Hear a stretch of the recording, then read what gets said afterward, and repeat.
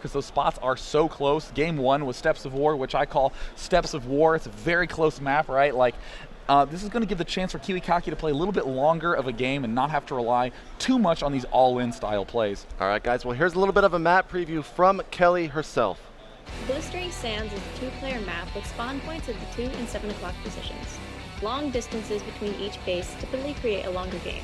Destructible rocks can be found at alternate entrances into each main base, so generally players place a building to scout oncoming attacks. Natural expansions can be found right down the ramp from the main base, and quite often players will fast expand. Expect to see Protoss users wall off with 2 buildings as the narrow choke allows for it. High-yield expansions are at the 11 and 5 o'clock positions, with Zelnaga towers in the middle of the map providing sight to any approaching attacks. So here we have Kiwikaki spawning in the top right position on Blistering Sands as the blue Protoss. If you're in a crowd here, give a cheer to your favorite Canadian Protoss, Kiwikaki. Very good crowd. And of course, HuK in the bottom left as the red Protoss pieces. And yeah, Blistering Sands, this map does usually favor somewhat of a fast expand build, but really, I think both players, we've seen them do pretty much the one base play every game. Do you think that you might see somewhat of a more economical build in this match? I think that players will open up generally with some sort of big push, whether it be some sort of 2 gateway robo push or even maybe 3 or 4 gateway. But then there is always the chance to expand a little while after that quite safely. And look, Kiwikaki always checking for cheese. He's one of the most consistent players in this tournament for checking if anything fishy is going on. He will get to his opponent's base a little bit later, but that's not too big of a deal. He's going to make certain that nothing goofy happens. So, I mean, I would like to see more early expands this game, though. Both players went ahead and sent out a probe just to make sure that their opponents are not up to anything crazy. Proxy pylons or proxy gateways often occur earlier on this map, and it looks like both players aren't going to be doing anything of that nature, but they have to make sure just in case. That's right. I mean, on this map, there's especially a lot of places to hide. You can hide it on the left side of your main plateau, behind the natural expansion, down here by the gold, anywhere around this Zelnaga watchtower. So very good by Kiwikaki to spot all those places. Kiwikaki throwing down another very late gateway. Nothing wrong with that. He's focusing more on probes early on. HuK getting a little bit earlier of a gateway himself, and as usual, chrono boosting his probes as much as he can. Looks like gas going down for both players, so we're not going to see any crazy cheese with a 3-gate zone. Actually, Kiwikaki getting stuck there with his probe. Clicking on the minerals allows them, and there's the gas still. I'm not sure if I necessarily like this or not, because HuK is just playing so well against this, and HuK saying, no, that is a good idea. I'm going to steal your gas too. So both players, again, doing this very, very low on gas play, high on minerals, which could lead to an early expand. Indeed, we'll have to see exactly what players are going to be up to, as both players have stolen the gas. There goes the Cybernetics core for Kiwikaki. Is HuK going to be throwing it down anytime soon? Looks like he's saving up the minerals for it, and Kiwikaki actually doing a little bit of harassment on HuK, trying to stop that Cybernetics core from going down, but HuK does go ahead and get it down.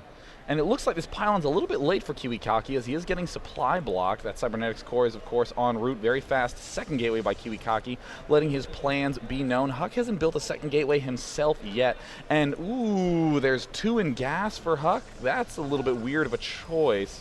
And by weird of a choice, I mean that's a mistake. Okay, there's 3 in gas finally going on. It looks like we have a pretty mirror match going on from both players at this point. Yeah, HuK might just be a little bit nervous. Here comes the Stalker coming out for Kiwikaki right now. Some probes there on the trail there with Kiwikaki's right behind HuK's. And do we have a Stalker coming out for HuK? Yes, we do. And another gateway has been thrown down. Up to 3 gates for HuK, and Kiwikaki only on 2 right now.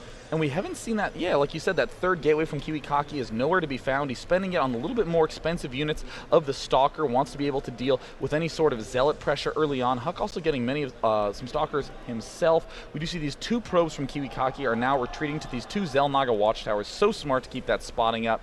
And both players are also chrono boosting their warp gates. Nothing too out of the ordinary right now, but already because those warp gates make units so quickly, you need to be very careful to defend your ramp. Yeah, Kiwikaki actually chrono boosting his probes instead of that research of the warp gate, so he's trying to get more probes than his opponent, obviously. And HuK is actually going to be chrono boosting the warp gate still. So let's go into the income tab. Looks like Kiwikaki a little bit ahead right now in the harvester count. Doesn't make too much, but it's all the subtle things here in StarCraft. Yeah, and you know what I love a lot about this game already is the difference between the two players, expenditure of money, more zealots and sentries coming out for HuK, and more stalkers coming out for Kiwikaki. I mean, if your control is as good as Kiwikaki's, that's what you should be doing. I mean, he has absolute pristine control with those stalkers, and they are extremely fast units. Look, already moving away from the gas as he's killing it off, and there's 2 more gateways from Kiwikaki. I love this aggressive 4-gate style, but with this mix that HuK is going for, I think he's going to be in good shape being able to defend against it. Kiwikaki did send those 3 stalkers out into the left of his main. He's scouting for any sneaky play from his fellow Canadian player HuK, and looks like HuK is actually going for somewhat of a similar build right now. He does have 4 gates, excuse me, and he's going ahead and getting his second gas. We only have 3 gates right now, 4 gates for Kiwikaki as well, so both players going for a 4-gate build, and Kiwikaki does have this forward pylon, so he might be the aggressor right now. Kiwikaki is going to have a little bit of a window because these 4 gateways were finished long before his opponents, and oh yes, indeed, Kiwikaki loves having more aggressive opportunities, killing off these back destructible rocks. HuK does have a pylon here. I don't know if he sees going to the HuK cam. He would have to be actively looking down there as there's nothing on the minimap, but yes, there's a sentry getting warped in, wants to be able to throw down force fields if at all necessary, but oh, never leave your front ramp abandoned. That is so dangerous. What makes this map so difficult is this destructible rock in the back, but people tend to forget about their front door. Yeah, this is one of those maps where if the aggressor is taking down those destructible rocks, he can easily pop back over into that natural expansion and go up that ramp, and then just pop back right into your main. So you definitely have to be careful. HuK keeping his stalkers in the front to get the attack before the units can actually go up the ramp, because remember, in StarCraft 2, high ground does have the advantage. Yeah, and I do want to note that neither player is making probes at this point. Kiwikaki now moving up, able to snipe down one of those stalkers, and oh, getting trapped. Oh, this is going to be a stalker massacre. HuK morphing in more units. This is a terrible position for Kiwikaki to be in, and another force field gets thrown down. Kiwikaki's food has plummeted with that play, and that is why it is dangerous to get stalkers in tight places. Indeed, Kiwikaki was a little bit flustered right there. He went ahead and actually attacking one of his stalkers with all of his own. Didn't actually kill it, but definitely showing the fact that that was not a nice force field to be on the opposite end of. And HuK is actually going for a nice counterattack here. Is he going to start taking out these rocks of his opponent? Yes, he is. And it looks like the gas has not yet been retaken by Kiwikaki.